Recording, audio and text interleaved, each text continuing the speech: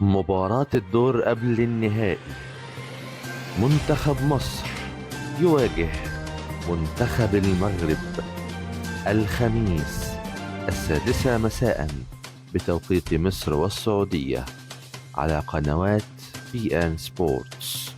المباراة على استاد نانت.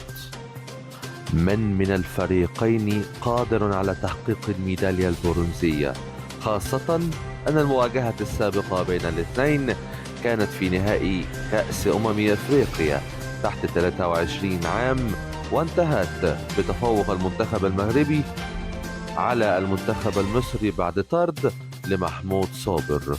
فهل يرد اعتباره المنتخب المصري ويفوز بالأولمبية، أم يؤكد تفوقه بجدارة المنتخب المغربي ويفوز بالذهب البرونزية؟